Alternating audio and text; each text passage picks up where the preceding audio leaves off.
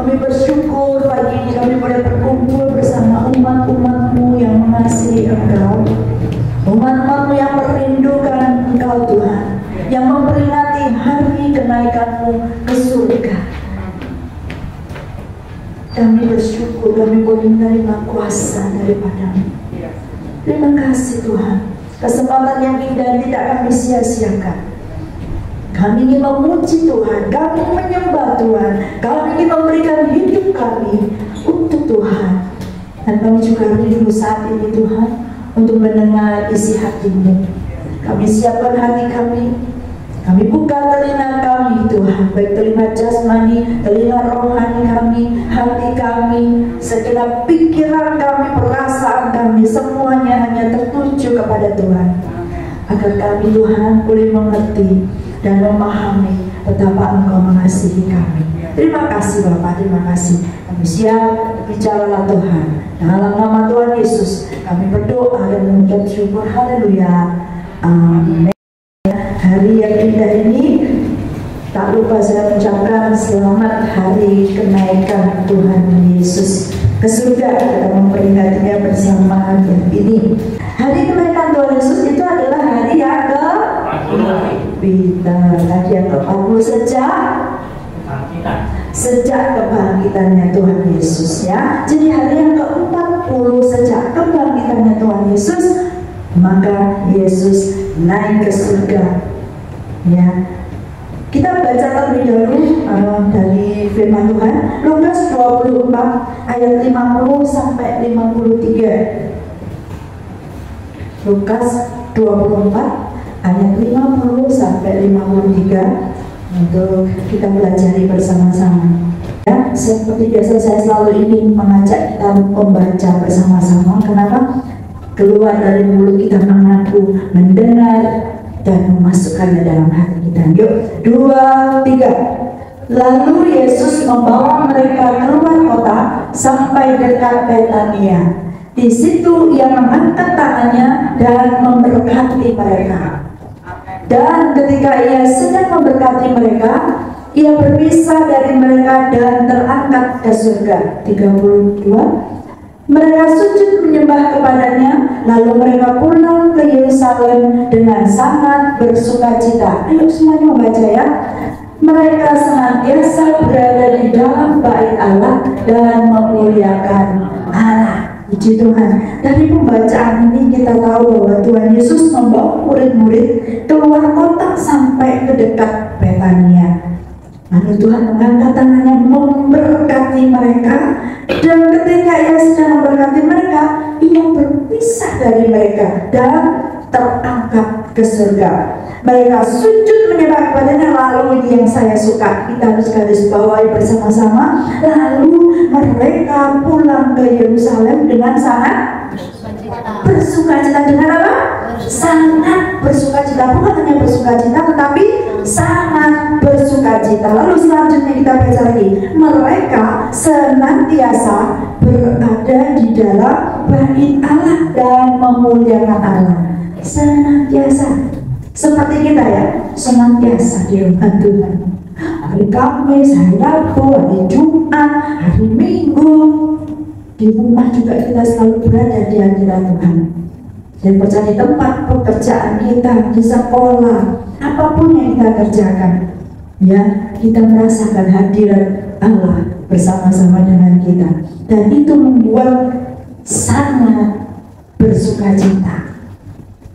Senantiasa berada di dalam bait Allah dan memuliakan Allah. Luar biasa. Saya heran, kenapa ya mereka padahal Yesus kan terangkat ke surga, kenapa mereka sangat bersukacita? Ini yang saya bingung. Saya renungkan, kok aneh gitu. Bukankah lebih enak kalau Tuhan Yesus masih ada gitu bersama-sama dengan kita?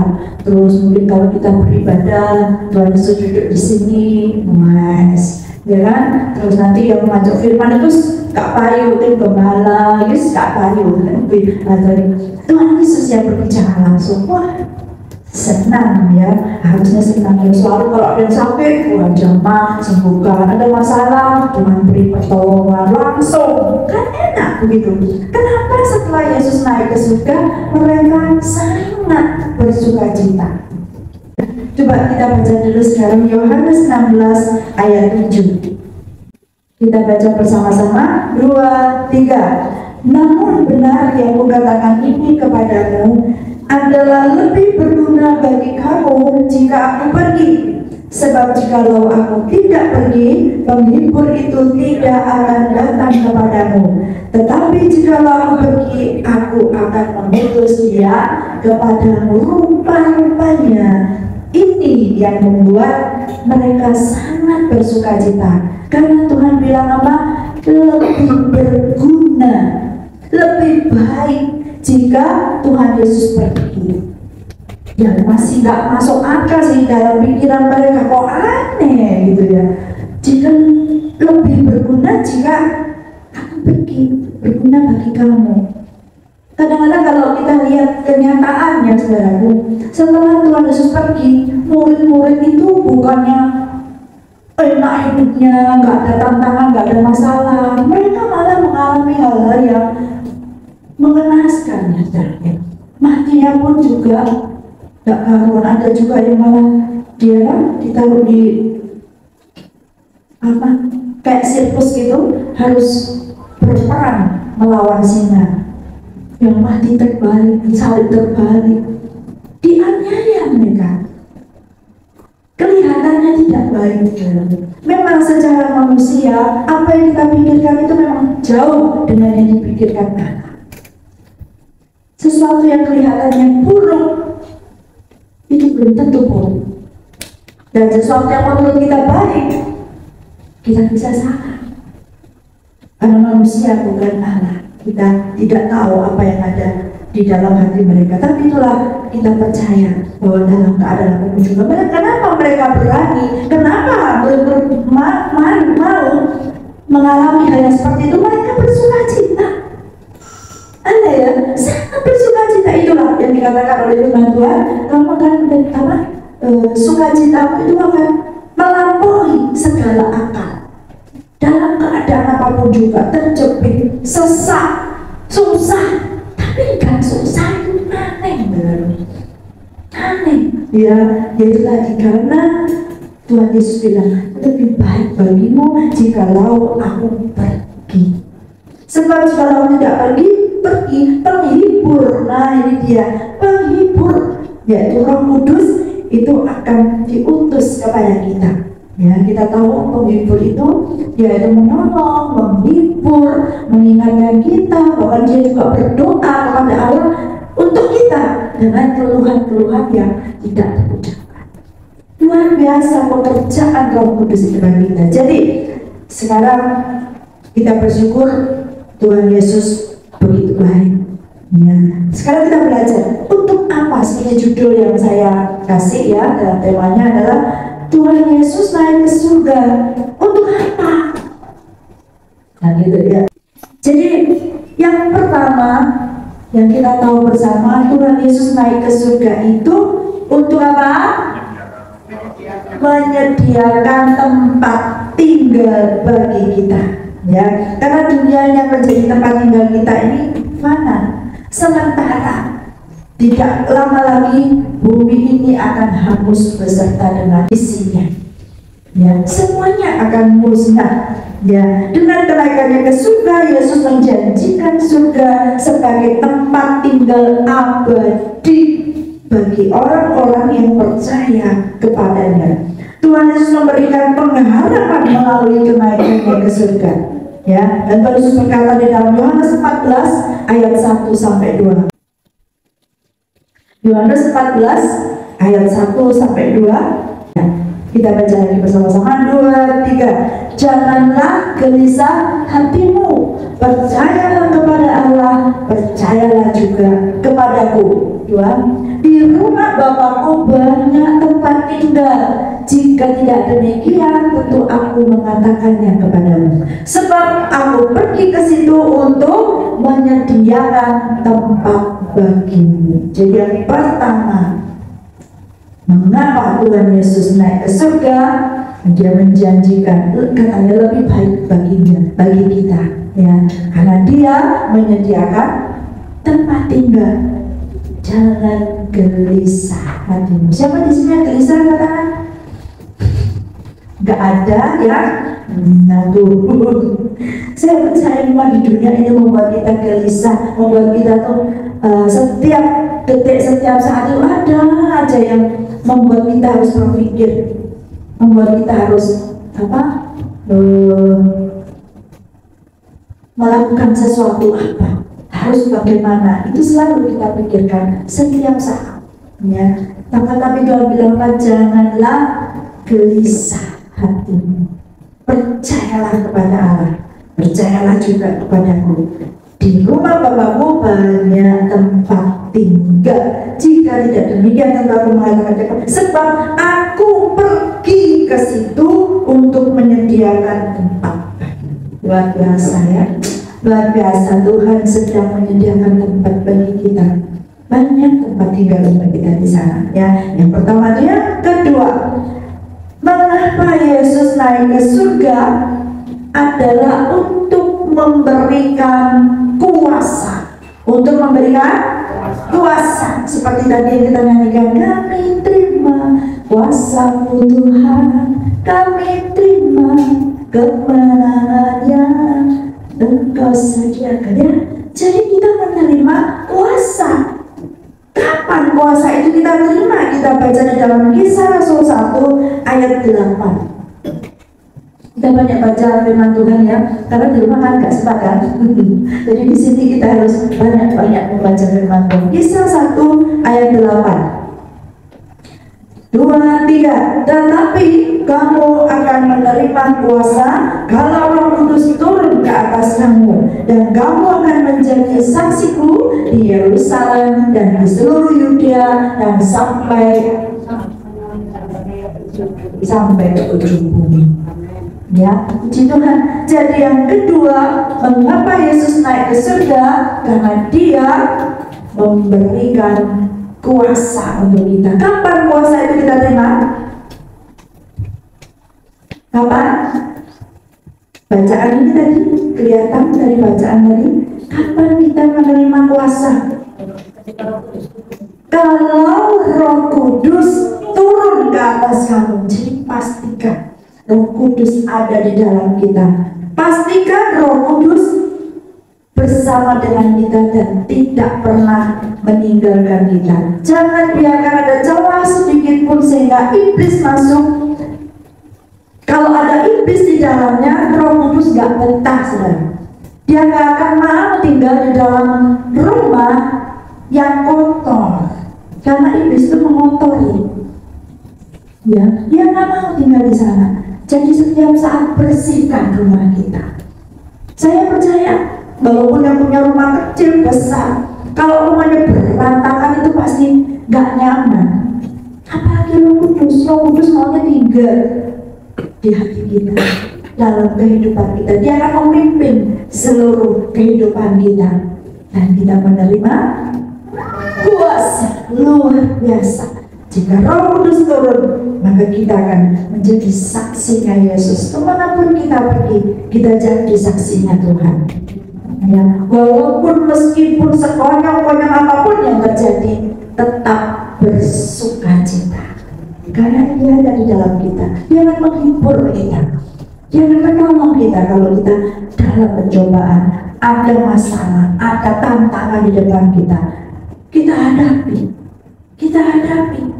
karena gak akan mungkin kita selalu hidup nyaman. Harus ada hujan, ada panas, musimnya berganti. Apalagi di luar negeri banyak musim tambahan juga, ya. Ada musim salju, ya, dan sebagainya. Di sini cuma enak ada 2 musim saja, tapi kita hidup nyaman. Panas, tak terlalu kepanasan, meskipun sekarang sudah 38 derajat gitu, ya. Memang lebih panas dari dulu, tapi kita masih bisa bertahan. Ya, kita masih bisa bertahan karena Roh Kudus itu menghibur kita. Dia memberikan, kalau kita susah, kita bisa nyanyi terus kayak orang yang dia nyanyi, susah nyanyi, senang nyanyi. Ya, Kita nyanyi terus, karena dengan kita menyanyi memuji Tuhan, maka sukacita itu yang sudah diberikan Yesus kepada kita akan terus ada bersama dengan kita. Luar biasa. Tuhan Yesus itu asalnya dari surga, makanya dia memiliki kuasa untuk mengutus Roh Kudus turun. Jangan salah ya, banyak sekarang ini pengajaran yang salah. Yesus itu bukan Tuhan. Waduh, bahaya ya. Yesus itu 100% Allah, tapi juga 100% manusia. Dia turun dari surga. Firman itu menjadi manusia. Jadi kalau firman itu adalah Allah gak mungkin dong. Yang mana yang dulu? Ibu, yang firman dulu apa Allah dulu? Wah, kayak membedakan telur dan induk ayam ini. Gak bisa dibedakan, karena Allah menciptakan segala sesuatu dengan firman-Nya. Gak mungkin Allah ada tanpa firman, ya kan? Terus gak mungkin firman ada tanpa Allah. Yesus sendiri bilang, aku dan Bapa adalah satu. Lalu dikatakan di situ diutus oleh Bapa. Lah ya iya, sebab turun menjadi manusia. Lalu bisa ya bisa orang Allah. Ya, kalau manusia jadi Allah nggak bisa. Tapi kalau Allah mau jadi manusia bisa kan? Bisa. Mau jadi komputer, mau jadi apa saja. Allah Maha Kuasa ya.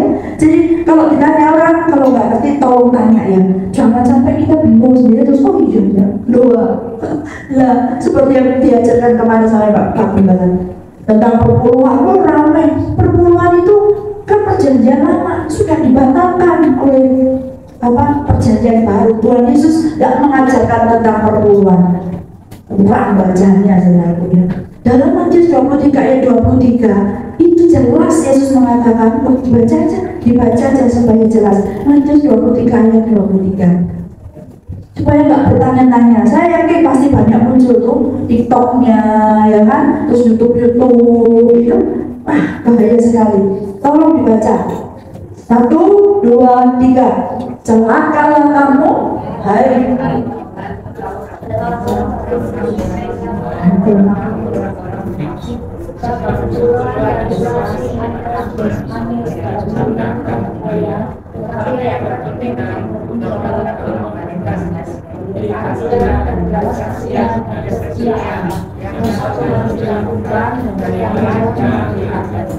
Kalau berhentinya sampai kamu bayar, sampai di situ berhenti, ya sudah, berarti dianggap nggak berlaku lagi. Tapi Tuhan Yesus bilang apa?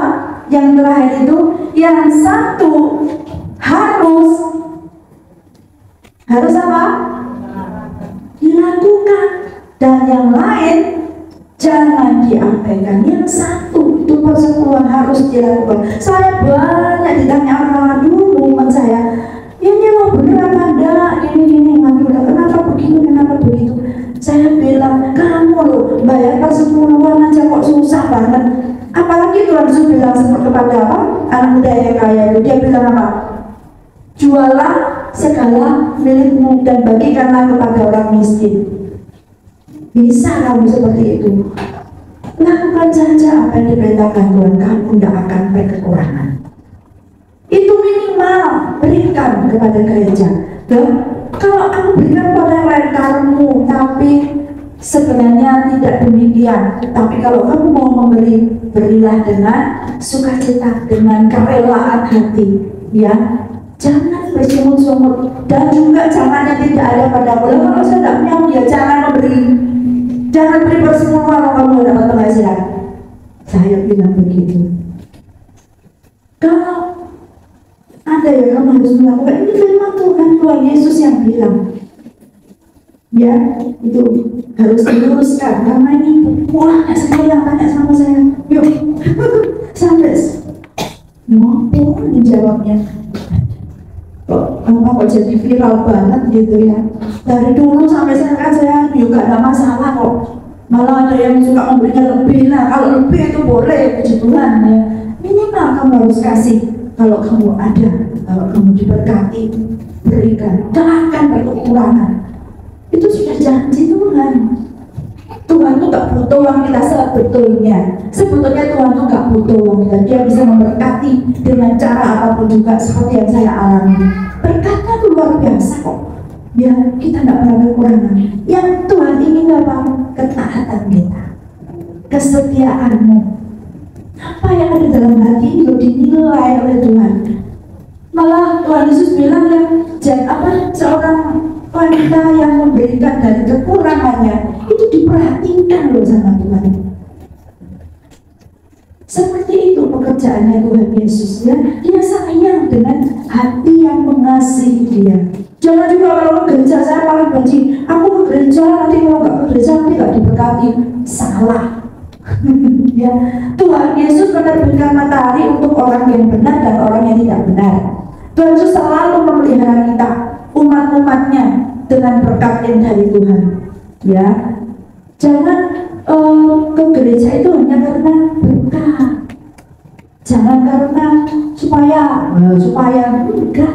Ke gereja melayani Tuhan itu karena kita mengasihi Dia. Karena berkatnya sudah diberikan kepada kita sejak Yesus lahir. Dia menebus dosa kita dan berkatnya otomatis menjadi milik kita.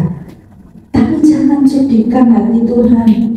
Kalau kita datang pada Tuhan, kalau kita mengasihi Dia, alangkah bahagianya Tuhan kita, alangkah senangnya Dia, dan Dia tidak segan-segan memberikan apa yang kita minta.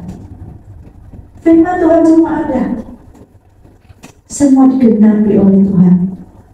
Jangan khawatir apapun juga ya. Akhirnya kali ini saya sampai menyimpang sering. Banyak sekali ajaran-ajaran sesat. Yang dulu sudah ada saksi Yehova, ya kan? Terus ada gereja Tuhan yang Maha Kuasa. Pernah dengar? Itu akhirnya sekarang ini sudah katanya Yesus sudah datang ke dalam dunia wanita. Gitu loh, pengikutnya banyak sekali. Banyak. Di FB itu kalau kita sudah tertangkap, dia messenger sama dia, terus diajak mengikuti grup WA-nya. Kelihatannya pelajaran pertama ikut. Ini apaan ini? Bagus sekali. Bagus sekali. Yaitu akhir-akhirnya ketahuan ajaran yang sesat. Ya, sampai berdoa itu sekarang memblokir kalau adanya hati-hati dengan gereja Tuhan yang Maha Kuasa. Dia katanya luar biasa. Kok sudah Yesus sudah datang, wanita bilang. Haleluya. Terus sekarang ada lagi aliran Shincheonji. Wah, ini lebih bahaya dari semuanya. Bahaya sekali ya. Terus kalau saya ceritakan nanti nggak habis-habis, tapi ini kita sudah setidaknya kita sudah mendengar itu ada hati-hati ya. Habis puasa, saksi Yehova itu gigih sekali loh saksi Yehova itu. Suatu mami saya masih dulu, tiap hari didatangi, dikasih buku. Nangis sekali, gigih. Nah, kita loh kok gak gigih. Gigih kita juga gigih ya, kita juga gigih, kita selalu beribadah, kita selalu datang pada Tuhan, kita selalu berdoa, kita selalu melayani Tuhan, itu namanya gigih. Ya, yang agama lain luar biasa. Saya itu banyak terlibat di dalam grup-grup, baik yang grup agama ini, agama itu, saya tahu, saya ada di dalamnya, jadi saya ngerti. Maksud saya multi agama itu tadi. Jadi di situ mereka menayangkan, kegigihannya luar biasa, kalah kita, gak ada. Benar, gigih sekali mereka itu dalam hal kebaikan, memberi, dalam hal melakukan kewajiban-kewajibannya. Luar biasa. Kita nggak ada apa-apanya, tapi bersyukurlah kita ini memang dapat kasih karunia ya. Meskipun demikian jangan mengecewakan Tuhan ya. Kita harus menjadi orang-orang kesukaannya Tuhan, menjadi biji matanya Tuhan yang selalu dekat. Ya, selalu dekat. Jangan kayak itu loh, kalau ibunya datang bawa kue kesukaannya, anaknya lari menyambut, yang disambut apa? Kuenya. Ya anak kecil, ya kan? Kita kan anak kecil lagi. Ya, kita tidak kecil lagi, kita harus berusaha untuk datang pada Tuhan. Mau tahu Tuhan apa ya yang bisa aku lakukan untuk menyenangkanmu? Apa ya gitu ya. Ya, jadi kembali kepada laptop, kembali ke laptop. Kalau kita ingat kenaikan, ingat kuasanya. Ingat kuasanya ya. Yesus itu berkuasa karena apa tadi? Yesus naik ke surga itu apa? Karena dia memang datang dari surga. Gak ada seorang pun yang bisa ke surga, yang tahu surga seperti apa selain Tuhan Yesus. Dia tahu persis surga itu di mana, tempatnya di mana, karena dia memang Allah ya. Seperti itu. Kalau kita tahu Henokh dan Elia itu kan juga terangkat ya, bukan terangkat, diangkat ke surga. Itu dengan kuasa dan otoritas Allah, gitu ya. Tetapi Tuhan Yesus dia bilang apa? Aku pergi ke situ. Artinya apa? Dia dengan kuasanya sendiri dia naik ke surga. Yesus naik ke surga dengan kuasanya sendiri, atas kehendaknya sendiri, karena dia Tuhan. Nah, yang ketiga sekarang, Yesus naik ke surga untuk memberikan pengharapan dan kepastian akan kedatangannya kembali. Kisah Rasul 1 ayat 11. 1 ayat 11. 2, 3. Dan berkata kepada mereka, hai orang-orang Galilea, mengapakah kamu berdiri melihat ke langit? Yesus ini yang terangkat ke surga meninggalkan kamu akan datang kembali dengan cara yang sama seperti kamu melihat dia naik ke surga. Amin. Jadi dia memberikan kepastian bahwa dia akan datang kembali. Siapa yang bilang malaikat ini? Malaikat ini berkata, hai orang Galilea, kamu ngapain berdiri lihat langit terus bingung gitu ya? Yesus ini yang terangkat ke surga meninggalkan kamu akan datang kembali dengan cara yang sama seperti kamu melihat dia naik ke surga. Saya juga ingin lihat Yesus datang ya, mengangkat kita, membawa kita ke surganya yang mulia. Pasti ada kepastian. Jadi kalau kita ikut Tuhan, kita beribadah, kita benar-benar melayani Tuhan, itu ada kepastian. Jadi gak asal-asalan, bukan sekedar datang dan katanya aja, tetapi ini sudah nyata karena ini ada di dunia. Waktu itu Tuhan Yesus berada di dunia, ada sejarahnya, tercatat semuanya, saksinya banyak. Jadi bukan hanya omong kosong, bukan hanya dongeng, friksi, novel, bukan, tetapi kisah nyata. Ya, nyata.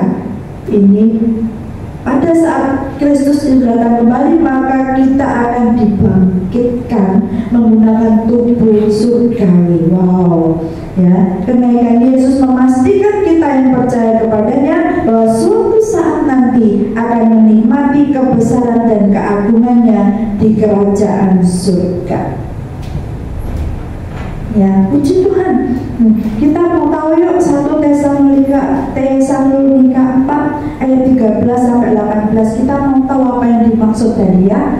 Kita baca di dalam 1 Tesalonika 4 ayat 13 sampai 18.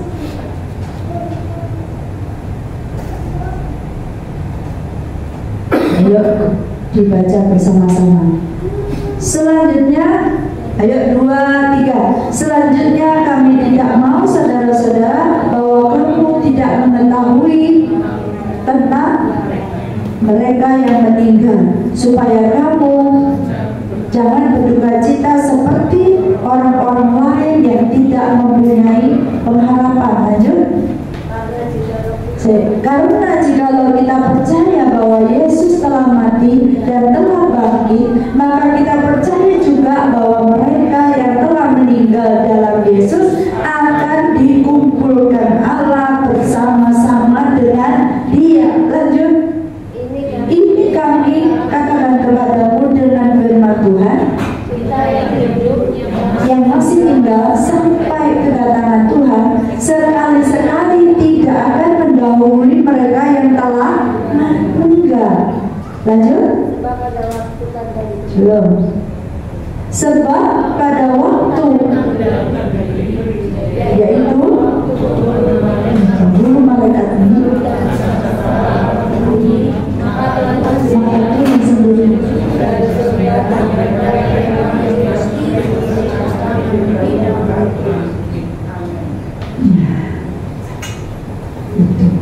jadi kita tahu ya bahwa Yesus itu akan membangkitkan semua orang yang telah mati di dalam Dia dan membawanya ke surga.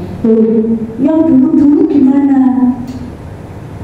Ini sekedar pengetahuan saja. Selama 3 hari Yesus meninggal, Dia menginjil ke alam orang mati. Jadi nggak ada ceritanya, oh ya dulu kan nggak kenal Tuhan Yesus, oh dikenalkan, ya dikenalkan.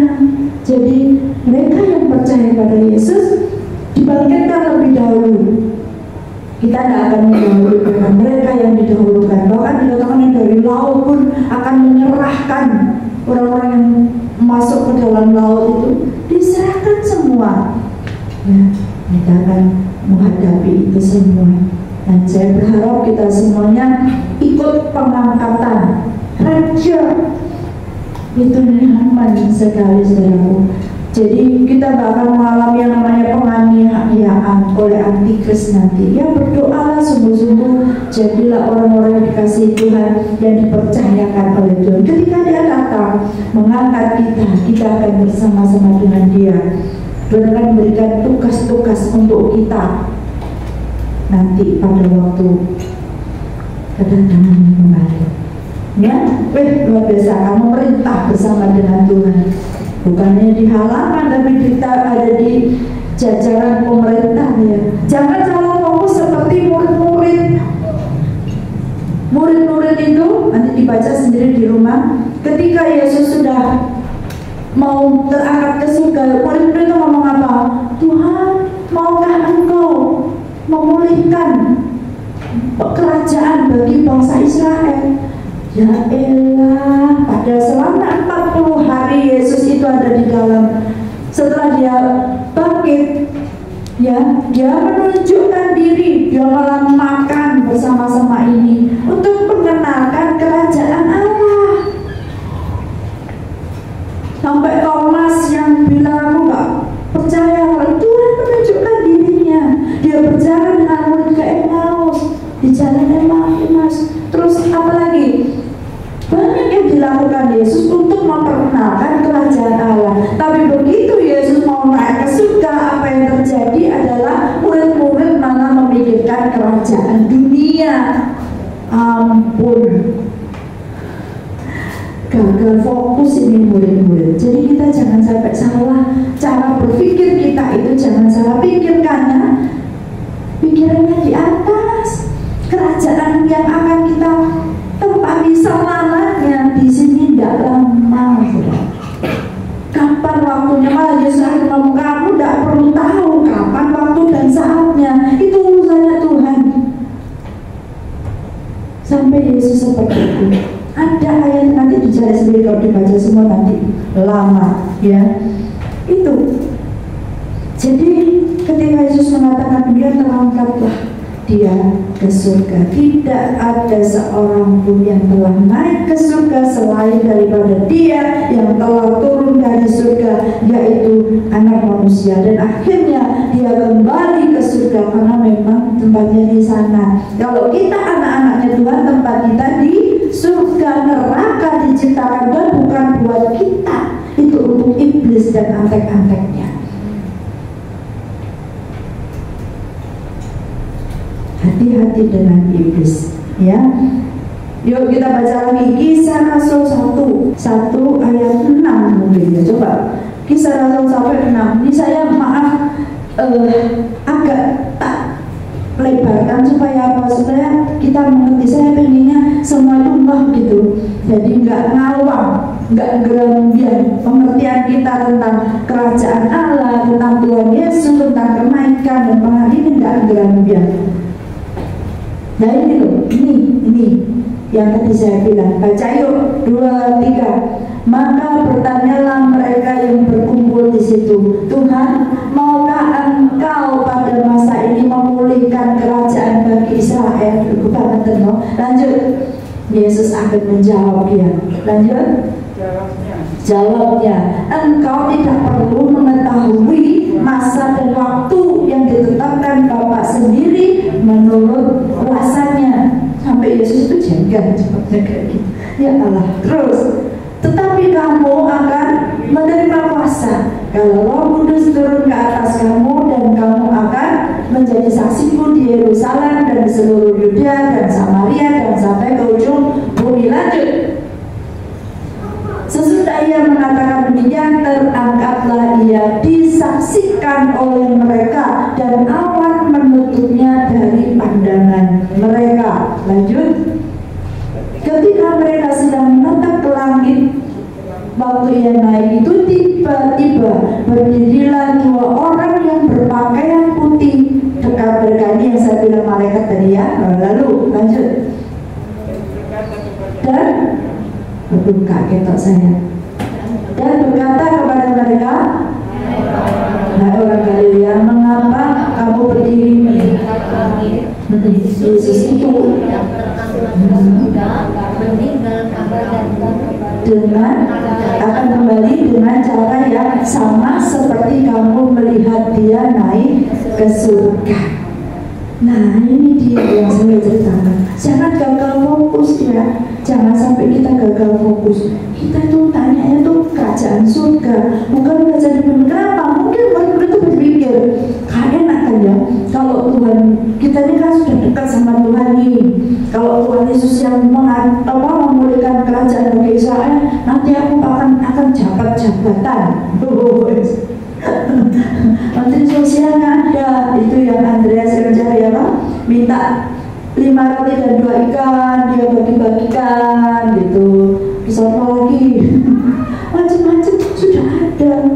Menteri Kesehatan itu kan ada tabib ya, ada Yohanes dan sebagainya. Sudah memikirkan yang seperti itu. Makanya aduh lebih baiklah aku pergi, supaya kita tidak gagal fokus, tak salah cara berpikir kita. Ya, setelah Yesus pergi, mereka makin mengerti, makin memahami, makin disayang Tuhan. Ya, manja. Selama Yesus ada itu mereka manja sekali, cara berpikirnya kayak manusia. Pergi kamu, jangan ganggu. Kayak apa penguasa itu kalau Jokowi lewat itu kan sudah ada ajudan-ajudannya yang melarang dia mengganggu. Yesus kan bilang, biarkanlah anak-anak itu datang kepadaku. Meskipun capek, Yesus tetap mau melayani mereka. Itulah kasih, karena memang Allah itu kasih. Kasihnya Tuhan itu luar biasa, tapi dia membenci dosa, bukan membenci orangnya, benci dosa. Meskipun demikian, Tuhan itu penuh pengampunan, kesempatan yang dia berikan luar biasa. Sampai wanita yang pelacur itu yang harusnya dirajam dengan batu, ahli-ahli Taurat datang, dia bilang, ini loh, ini gimana nih harus dirajam dengan batu. Yesus apa? Nulis di tanah. Dia bilang, apa? Siapa di antara kalian yang tidak pernah berbuat dosa yang melempari yang pertama kali kepada wanita ini? Sambil nulis lagi Tuhan Yesus. Begitu dia mendongakkan kepala, loh, kemana mereka semua? Gak ada. Kamu gak dilempari batu? Gak ada. Ya sudah, pulanglah dan jangan berbuat dosa lagi. Enak caranya Tuhan Yesus. Gak usah pakai kekerasan. Enggak. Tuhan Yesus itu sayang sama kita semua. Makanya kalau kita bersalah, kita berdosa, datanglah sama Tuhan Yesus. Datang, Tuhan aku salah. Aku kemarin berbuat ini, ngaku dengan mulut mengaku. Terus siapa kan dengan mulut mengaku, dengan hati percaya dan kita akan diselamatkan. Masih ada kesempatan. Enak kita hidup dalam kasih karunia, kesempatan itu masih ada. Tapi kapan waktunya nggak ada yang tahu. Kapan waktunya, maksudnya kita sendiri yang dipanggil Tuhan. Ada loh yang khotbah begini tiba-tiba ada yang mimpin pujian meninggal, ada pemain musik tiba-tiba geblak. Ada. Apapun bisa terjadi. Kalau Melita itu yang begitu, itu juga meninggalnya begitu cepat. Gak ada yang tahu kapan waktu kita akan dipanggil Tuhan. Karena itu hiduplah bijaksana, mintalah hikmat dari Tuhan.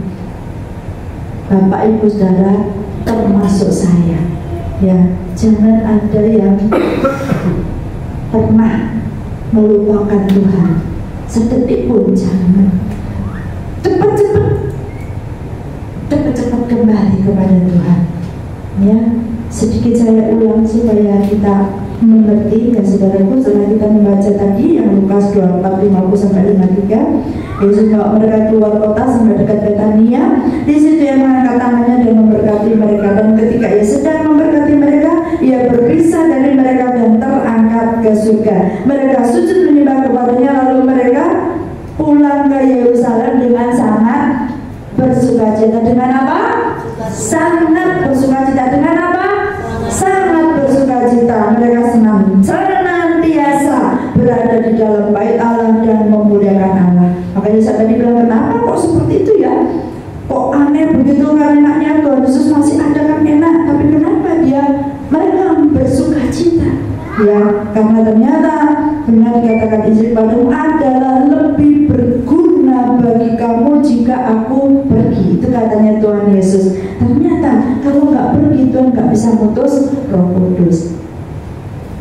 Ya, ternyata itu. Nah, makanya kita harus tahu tadi, seperti judul yang saya berikan, Yesus naik ke surga untuk apa? Yang pertama, kita sudah tahu bahwa Yesus naik ke surga adalah untuk menyediakan tempat tinggal bagi kita semua. Ya, itu. Terus yang kedua, Yesus memberikan kuasa untuk kita. Kapan kita menerima kuasa? Kalau Roh Kudus turun atas kita. Jadi pertahankan Roh Kudus, karena kita sudah diberi Roh Kudus, ya, sudah dikasih oleh Tuhan. Maka pertahankan Roh Kudus itu tetap tinggal di dalam hati kita selama-lamanya. Karena selama-lamanya, ya, Roh Kudus itu selama-lamanya untuk kita. Nah, terus Dia naik ke surga untuk memberi kuasa. Lalu karena kita tahu Yesus itu berasal dari surga, ya, tidak ada seorang pun yang telah naik ke surga selain daripada Dia yang telah turun dari surga, yaitu Anak Manusia. Nah, dia tadi kita katakan bahwa Yesus memberi kuasa dari dirinya sendiri. Ya, tidak seperti yang terangkat ke surga itu, seperti Henokh, ya, dan Elia terangkat ke surga dengan kuasa Allah. Tapi Yesus, karena Dia Allah, maka Dia naik ke surga dengan kemauannya sendiri, kekuasaannya sendiri, karena Dia Allah. Yesus adalah 100% Allah dan 100% manusia. Firman itu telah menjadi manusia, dan firman dan Allah itu satu. Tidak mungkin firman ada tanpa Allah. Allah tidak mungkin ada tanpa berfirman. Karena Dia menjadikan dunia ini, marilah kita menjadikan langit dan bumi dan segala isinya. Kita. Allah berkata seperti itu. Jadi Yesus adalah Anak Allah yang turun dari surga. Ini juga harus kita pegang erat-erat, maksudnya kita mengerti benar. Yang mati siapa? Yang mati Yesus dalam kemanusiaannya, bukan Tuhan. Karena Tuhan nggak bisa mati. dia naik ke surga. Ya, jangan salah ya. Jadi yang mati itu memang Yesus sebagai manusia, karena dia 100% manusia, bukan 99%, tidak 100%. Makanya dia bisa menderita, dia merasakan kesakitan, dia bisa berdoa kepada Bapaknya dalam kemanusiaannya. Tetapi Yesus juga 100% Allah, maka dia kembali ke surga. Ya, dan dia adalah Tuhan kita yang menjadi juru selamat kita, yang menebus kita dari dosa-dosa kita. Kalau masih tidak ngerti, tolong tanya dia, jangan sampai kita nggak ngerti. Harus ngerti, saudaraku.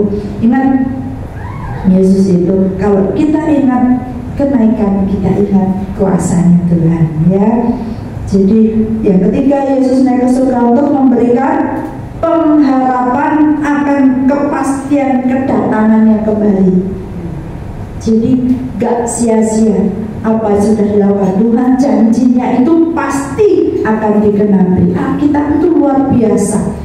Kapan hari saya pernah, kalau nggak pernah saya kirim ke grup, di situ ada semua tentang apa, Gog dan Magog, nanti itu bagaimana perang dunia ketiga, itu ada semua di dalam Alkitab. Luar biasa ya, bagaimana Israel itu selalu menang, itu ada semua di dalam Alkitab.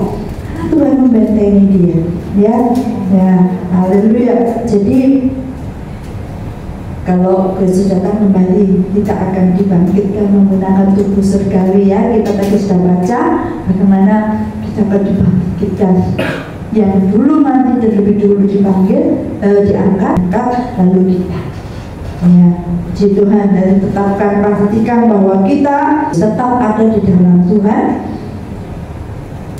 dan jangan pernah meninggalkan Dia. Pastikan kita akan bersama-sama dengan Tuhan Yesus selama-lamanya. Tuhan, ayo kita kaca main musik untuk maju ke depan. Kita akan nyanyi sebuah pujian with all our masa genap apa yang ada dalam diriku ini, ya. Jangan pernah lepaskan aku. Kalau kita yang pegang, kita bisa lepas, tapi kalau Tuhan yang pegang, tidak akan pernah bisa lepas. Haleluya, Yesus.